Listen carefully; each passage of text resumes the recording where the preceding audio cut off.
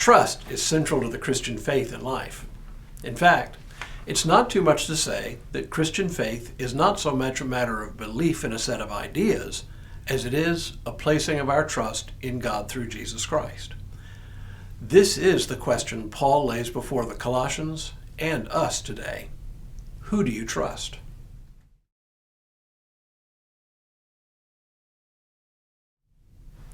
All week I've been referring to a set of beliefs and practices that had invaded, perhaps infected is a better term, the Colossian church. So far, Paul has made only oblique references to these beliefs and practices, but in today's reading, he confronts them head on. Now there's a lot going on in this passage, much more than I can possibly take on in this brief devotional. So let me simply highlight a few features of what Paul is talking about and then cut to the heart of the matter. Here's today's epistle reading from the daily lectionary for morning prayer. It's a bit on the longest side, but it's important to hear the whole flow of it. Paul says, "See to it that no one takes you captive through philosophy and empty deceit, according to human tradition, according to the elemental spirits of the universe, and not according to Christ.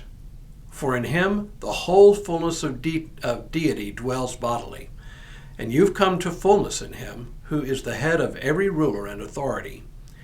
In him also you were circumcised with a spiritual circumcision by putting off the body of the flesh in the circumcision of Christ. When you were buried with him in baptism, you were also raised with him through faith in the power of God, and raised him from the dead. And when you were dead in trespasses and the uncircumcision of your flesh, God made you alive together with him when he forgave us all our trespasses, erasing the record that stood against us with its legal demands. He set this aside, nailing it to the cross. He disarmed the rulers and authorities and made a public example of them, triumphing over them in it. Therefore, do not let anyone condemn you in matters of food and drink or of observing festivals, new moons, or Sabbaths. These are only a shadow of what is to come, but the substance belongs to Christ. Do not let anyone disqualify you, insisting on self-abasement and worship of angels, dwelling on visions, puffed up without cause by a human way of thinking, and not holding fast to the head, from whom the whole body, nourished and held together by its ligaments and sinews, grows with a growth that is from God.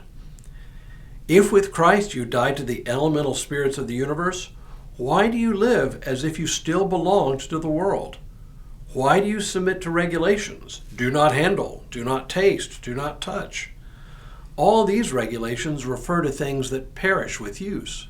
They are simply human commands and teachings. These have indeed an appearance of wisdom in promoting self-imposed piety, humility, and severe treatment of the body, but they are of no value in checking self-indulgence. What Paul is really getting at in this whole thing is the question of where we place our trust when it comes to ultimate things. What he calls philosophy and empty deceit, the elemental spirits of the universe, and praying to angels, these are all in competition with Christ, who for Paul is the complete and highest expression of powers in the universe. To the extent that there are other higher powers, such as angels, they are clearly subordinate to Christ and do not have the power to save. But also notice that it's not just about placing one's trust in other powers besides Christ, it's also about religious practice. And here, Paul skewers those who call on the Colossians to live a severe ascetic life.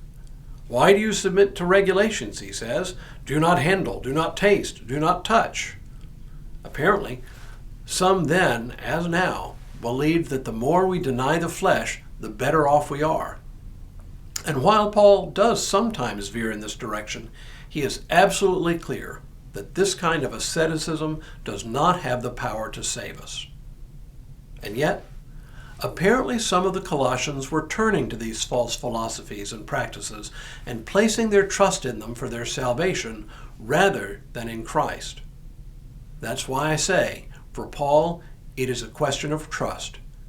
Do you trust the latest, greatest passing fad for your security, or do you trust in Jesus Christ in whom the very fullness of God dwells. For Paul, it is an absolute no-brainer. To trust in any other power is to trust that which cannot save. To trust in Jesus Christ is life. Tomorrow, Paul gets to the heart of the matter. But for now, may God continue to bless you and keep you in all that you do this day and in all the days ahead.